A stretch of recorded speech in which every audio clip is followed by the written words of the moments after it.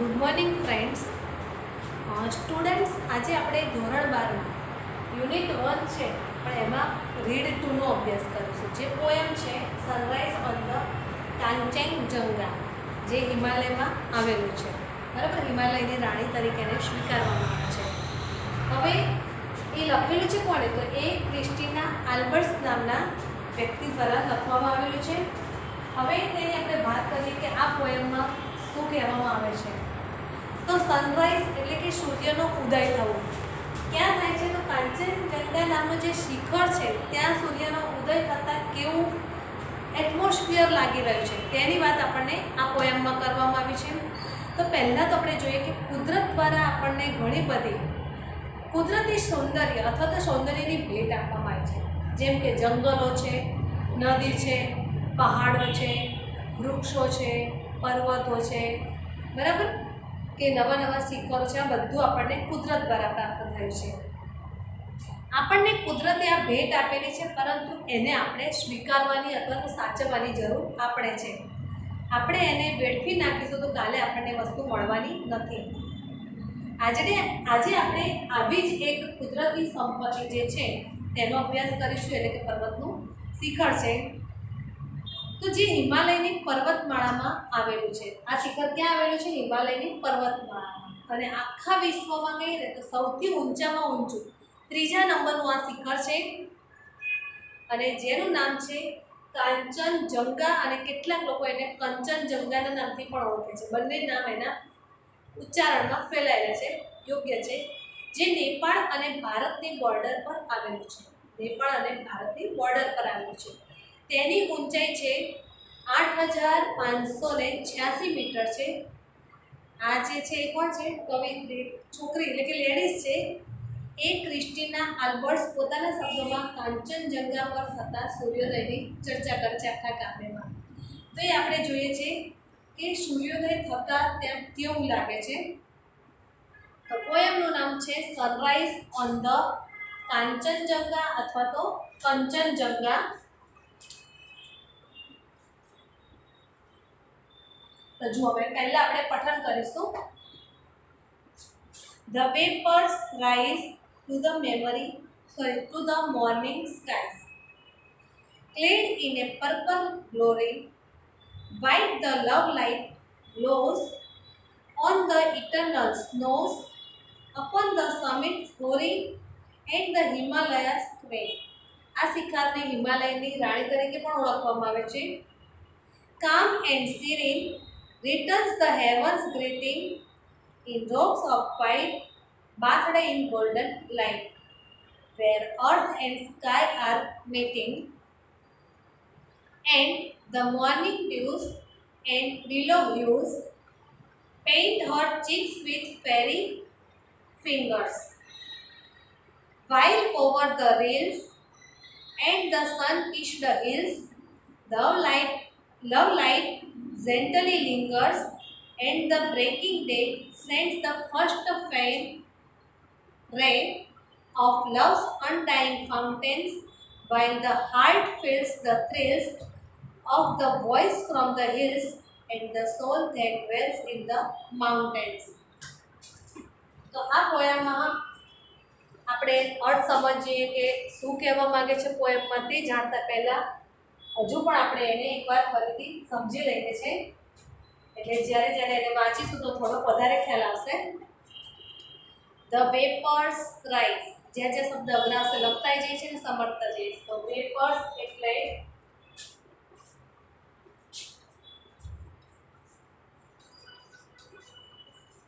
જે વરાળની બાષ્પ જતી હોય છે ને એને કહેવામાં આવે છે, અથવા moisture particles.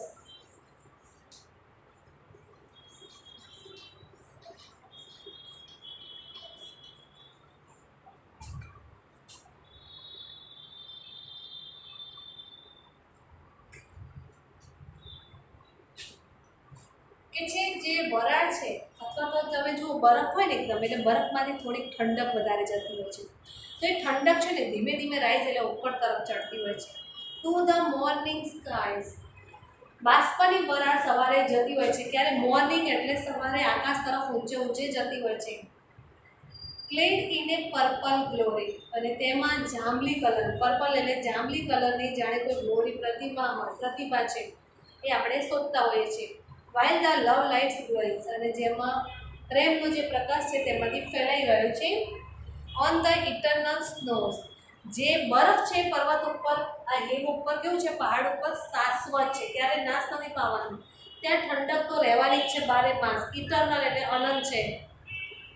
Upon the summits હોરી, આ હોરી એટલે શું થશે, ઓલ્ડ અથવા એન્શિયન્ટ. હોરી એટલે ઓલ્ડ અથવા એન્શિયન્ટ. એક્ઝામમાં તમને પોએમનો કોઈ ટુકડો આપશે, જેમ 11માં હતું એ, અને નીચે 2-3 પ્રશ્ન આપે કે 5 પ્રશ્ન આપે, તો તમને પૂછે પોએમ આપીને ઉપર કે આ લાઈનમાં હોરી શબ્દનો મિનિંગ શું થાય, તો હોરી મીન્સ ઓલ્ડ. સમિટ કોને કહેવામાં આવે છે, તો પર્વતનો જે ઊંચામાં ઊંચો ભાગ હોય ને એને સમિટ કહેવામાં આવે છે. SUMMIT. તો ટોપ, એકદમ જે ટોપ છે ને તેને કહેવામાં આવે છે, એટલે કે હિલ ટોપ.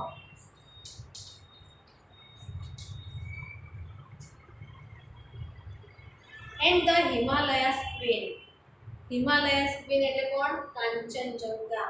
તેને આનું એક બીજું નામ છે, યાદ રાખજો, અને હિમાલયાસ ક્વીન પણ કહેવામાં આવે છે.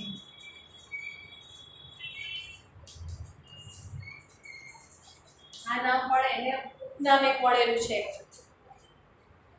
એન્ડ કામ એન્ડ સિરેન, તો સિરેન એટલે પણ કામ, એકદમ શાંત છે. આખા શિખર પર તમે જાઓ તમને કોઈ બીજા અવાજ ના આવે, એકદમ શાંતિ જોવા મળે છે અને ગંભીર છે. એમ કે રિટર્ન્સ ધ હેવન્સ ગ્રેટિંગ, જાણે સ્વર્ગમાં તમને બોલાવીને તમારું કંઈ અભિવાદન થઈ રહ્યું છે તેવું તમને બતાડવામાં આવે છે ત્યાં.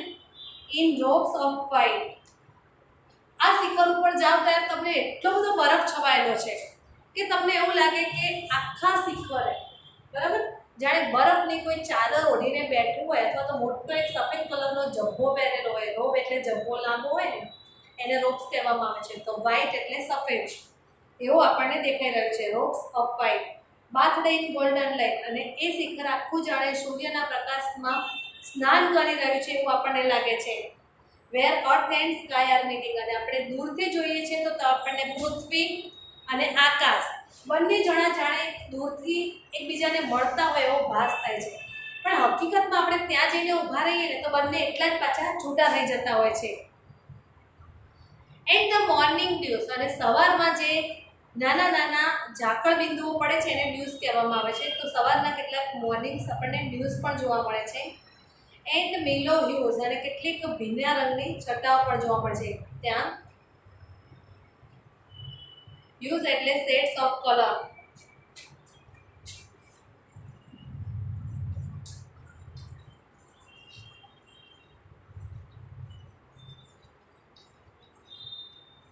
Shades of colour.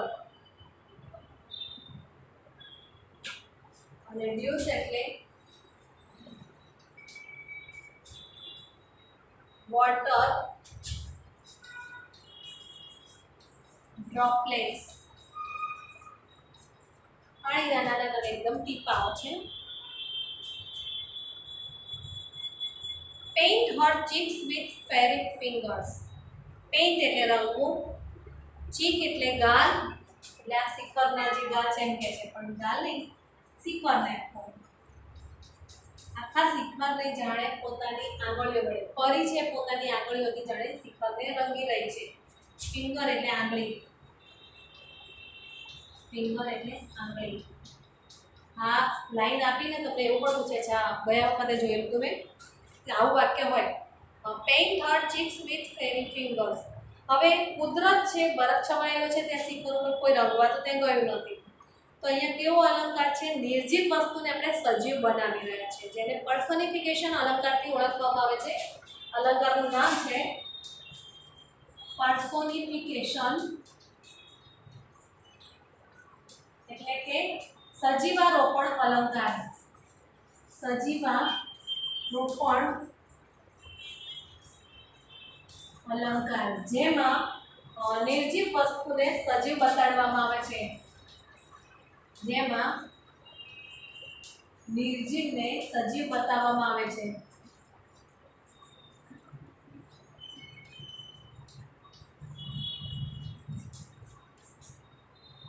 હવે આ શિખર ઉપર તો કોઈ જઈને કંઈ પેઇન્ટિંગ કરવાનું નથી, પણ જાણે કે ફેરીની ફિંગરો હોય એવી જ રીતે તેના ગાલ ઉપર જાણે કે પેઇન્ટ કરવામાં આવી રહ્યું છે, એટલે કે સજીવારોપણ અલંકાર પર્સોનિફિકેશન છે. While over the reels, reel એટલે અહીંયા શું થશે? ઝરણા.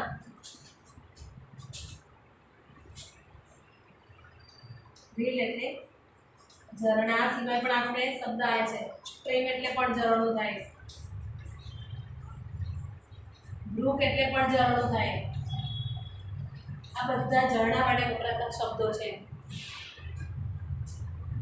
જેમ કે સન છે, ઝરણા તરફ આખો પ્રકાશ હોય સનનો, સૂર્ય ઉગે છે ત્યાંથી પ્રકાશ છે, ઝરણું હોય ને એના ઉપર પડી જતો હોય છે છેક સુધી, એટલે આપણને એવું લાગે sun kiss the hills. The hills એટલે ટેકરીઓ નાની નાની. And love light gently lingers, અને જાણે કે અસ્પષ્ટ રીતે સૂર્યનો પ્રકાશ છે બધે લહેરાઈ રહ્યો છે ધીમે ધીમે. લિંગર્સ એટલે સ્ટે નિહાઇટ. લિંગર્સ એટલે સ્ટેઝ બિહાઇન્ડ, જેને કે ત્યાં સ્ટે એટલે રોકાઈ ગયો, ત્યાં રહેલો છે પાછળથી. એન્ડ ધ બ્રેકિંગ ડેઝ, જ્યારે રાત પડી જાય પછી દિવસ શું થાય? તૂટે, પછી ફરીથી સવાર પડે છે, એટલે કે ડે જાણે તૂટી રહ્યો છે. સેન્ડ ધ ફર્સ્ટ ફેન્ટ રે, અને આપણને ઝાંખો ઝાંખો પહેલો જ સૂર્યનું કિરણ દેખાય છે. આપણે ધારો કે નીચે અત્યારે જમીન ઉપર હોય ને ત્યારે સૂર્ય આપણને એવું લાગે કે આથમી ગયો, પણ ધારો કે કોઈ ઊંચા ફ્લોરમાં રહેતા હોય, 10મે 12મે માળે રહેતા હોય ત્યારે આપણને ક્યાંય સુધી સૂર્ય દેખાતો હોય છે, કારણ કે આપણે ઊંચા છીએ એટલે સૂર્ય આથમે ત્યાં સુધી દેખાય. પણ અહીંયા નીચે છીએ એટલે શું? વચ્ચે ઘણા બધા વૃક્ષો છે, બિલ્ડિંગો છે, જેથી આપણે જોઈ શકતા નથી. અને પર્વત ઉપર તો કહે છે કે સૂર્યનું છેલ્લામાં છેલ્લું કિરણ છે ને એમના ઉપરથી જતું હોય છે, ઘણા બધા ઊંચા હોય છે માટે. ઓફ લવ્સ અનડાઇંગ ફાઉન્ટેન, અનડાઇંગ એટલે કેવું છે? શાશ્વત ફુવારા છે, સતત ત્યાં ઝરણું છે અને શાશ્વત ફુવારા વહી રહ્યા છે પ્રેમના. While the heart feels the thrill, અને જે આપણા હૃદયો છે ત્યાં શું અનુભવે? થ્રિલ્સ એટલે રોમાંચ અનુભવી રહ્યા છે. થ્રિલ એટલે રોમાંચ, આપણા હૃદયો છે ત્યાં રોમાંચ અનુભવી રહ્યા છે. Of the voice from the hills, જાણે કે એક વાતાવરણમાં તમે ખાલી વિચાર કરો, તમે એવી જગ્યાએ બેઠા છો જ્યાં ઝરણું વહી રહ્યું છે, તમે શાંતિથી બેઠા છો, બીજો કોઈ જ અવાજ નથી, ત્યારે ઝરણું જે ઉપરથી પછડાય ને જમીન ઉપર અને જે પાણીનો સરસ અવાજ આવે છે એ ખરેખર આપણને રોમાંચ આપી રહ્યો છે, અને એનો અવાજ આપણને બહુ જ ગમે છે. કોઈ માણસ એવું કહેનારો નથી હોતો કે મને ઝરણાનો અવાજ ક્યારેય ગમતો નથી. And the soul that wells in the mountains, અને તમારો સોલ એટલે આત્મા એમ જ કહે છે કે મારે તો આ પર્વતમાં અહીંયા જ કાયમ માટે રહેવું છે. ડ્વેલ્સ એટલે રહેવું, અને આપણે ખૂબ જ ખુશ થઈ જતા હોઈએ છીએ. અને ખરેખર પોયમ બહુ સરસ છે કે જ્યાં આપણને કે આ પોયમ વિશેની ઘણી બધી માહિતી આપવામાં આવી છે કે જે સૂર્ય ઉગે છે તે સૂર્યનું આખું ઉગતાની સાથેનું વર્ણન કરવામાં આવ્યું છે કે સૂર્યથી આજુબાજુનું વાતાવરણ કેવું લાગે છે. કે સૂર્ય હવે પહેલાં કાંચનજંગા અને કંચનજંગા બે નામથી ઓળખાય છે આ શિખર, જેને આખા વિશ્વમાં એક તો ત્રીજા નંબરનું સૌથી ઊંચામાં ઊંચું શિખર છે. અને આ શિખરને હિમાલયની રાણી તરીકે એક ઉપનામ આપવામાં આવ્યું છે, ક્રિસ્ટીના આલ્બર્ટ્સ એણે પોતે આપેલું છે. અને આ શિખર ખરેખર બહુ સરસ છે. આપણે એકવાર હજુ પણ પઠન કરીએ છીએ આ પોયમનું, ફરી એકવાર તમને સમજાવું છું. The vapors rise to the morning skies, clad in a purple glory, while the love light glows on the eternal snows, upon the summits soaring, and the Himalayas twain, calm and serene, returns the heaven's greetings in robes of white, bathed in golden light. where earth and sky are meeting, and the morning dews and mellow hues paint our cheeks with fairy fingers, while over the rills and the sun kiss the hills. The love light gently lingers, and the breaking day sent the first faint ray of love's undying fountains, while the heart feels the thrills of the voice from the hills and the soul that dwells in the mountains. આ પોયમમાં આપણે પઠનમાં જોયા ઘણા બધા શબ્દો પણ difficult છે, તો જે શબ્દો લખેલા છે તેને આપણે હજુ પણ એકવાર બોર્ડમાં જોઈને રીડ કરી લઈએ છીએ. તો પહેલું છે વેપર, તો મોઇસ્ચર પાર્ટિકલ્સ. ત્યાર પછી બીજો શબ્દ છે હોરી એટલે ઓલ્ડ અથવા તો એન્શિયન્ટ. સમિટ એટલે હિલ ટોપ, પર્વતનું જે ઊંચું શિખર હોય ને એને હિલ ટોપ થી ઓળખવામાં આવે છે, જેને સમિટ પણ કહેવામાં આવે છે. હ્યુઝ એટલે શેડ્સ ઓફ કલર. ડ્યુઝ એટલે વોટર ડ્રોપલેટ્સ. ચીક એટલે ગાલ. ફિંગર એટલે આંગળી. રીલ એટલે ઝરણા. ઝરણા માટે બીજા શબ્દ છે સ્ટ્રીમ. બ્રુક એટલે પણ ઝરણું થાય છે.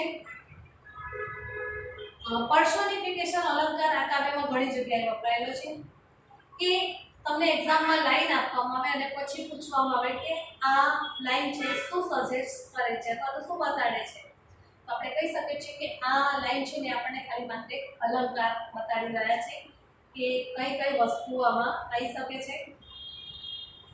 અલંકાર એવો અલંકાર કે જેમાં નિર્જીવ વસ્તુને સજીવ વસ્તુ બતાડવામાં આવે છે.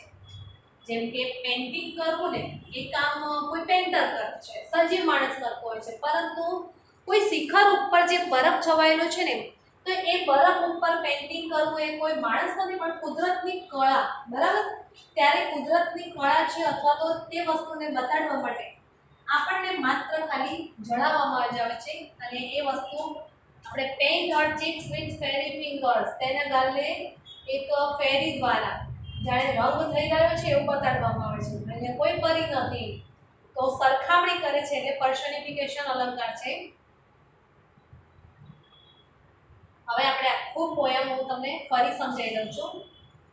The vapors rise to the morning skies. તો અહીંયા સવાર પડતાની સાથે જે બરફમાંથી નીકળતી બાષ્પની વરાળો છે તે આકાશ તરફ જાણે ઊંચા તરફ જોઈ રહી છે. Clad in a purple glory while the love lights glows. જેમ કે આકાશમાં જાંબલી કલરની પ્રતિભા છે જેને આપણે શોધતા હોય છે અને પ્રેમનો જે પ્રકાશ છે ચારે તરફ ચમકી રહ્યો છે.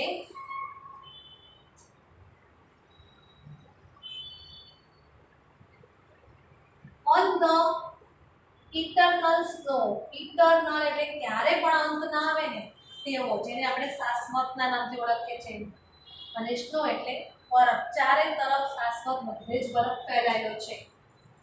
Upon the summit soaring, હોરી એટલે ઓલ્ડ અથવા એન્શિયન્ટ, જૂનામાં જૂનું, બરાબર, કે છે આ છે જૂનામાં જૂનું શિખર છે, વર્ષો ઘણા બધા સમય પહેલાનું છે.